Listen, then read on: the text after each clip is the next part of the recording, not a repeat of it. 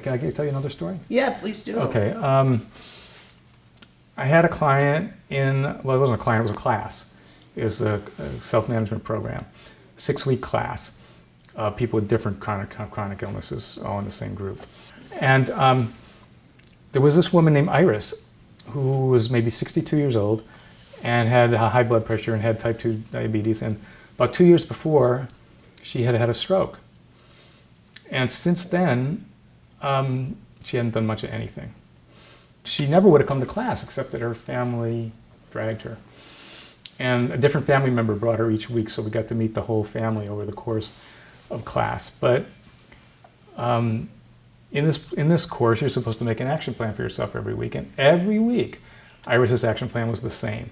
She'd say, I'm going to get on my exercise machine. She had a life cycle at home. And she would say, I'm going to get on my life cycle 4 times this week for 20 minutes at a time or whatever. And she never did it. I mean, not one single time did she get on that life cycle. And one week she said her knees hurt, and another week she didn't have anybody to help. And so she didn't do it. And when you ask what's frustrating about this work, that happens a lot. People saying they're going to do something and then they don't do it, or they start to do it and then they stop. And it's frustrating for them, and it's frustrating for you as a coach. But it's totally normal. It happens all the time. And in this case, I had to think that maybe she wasn't all that motivated to walk. So the 4th week, she comes with the same plan. I'm going to get on to exercise. Mm-hmm. Pick something that you want to do. And not something your doctor told you, or something you think you should do, or something that will make your husband happy. Mm-hmm. Pick something you want to do. And that is a really good place to start. Yeah. And it might not be a health behavior at all. And in her case, she said, well, in that case, if that's the way you're going to be about it, my plan is I'm going to cook a meal. Because, and it turned, which, okay, but to the class, we knew that meant a lot.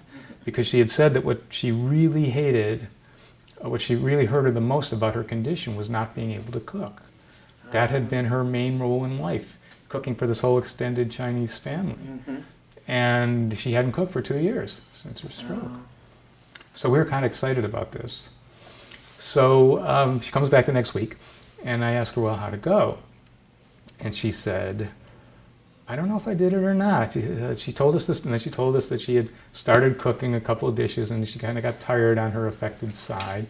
She called her husband in, and he acted like her sous chef, and she told him what to do, and together they prepared this meal. Mm-hmm. And they had such a good time doing it that they did it again later in the week. And Iris is just beaming as she tells this story. And her son was with her that day. And her son said, she exercised every day this week. Oh my God. Because she had a reason to. So finding the positive reasons, the positive motivations or goals, what I call reasons to live, is another big piece of it.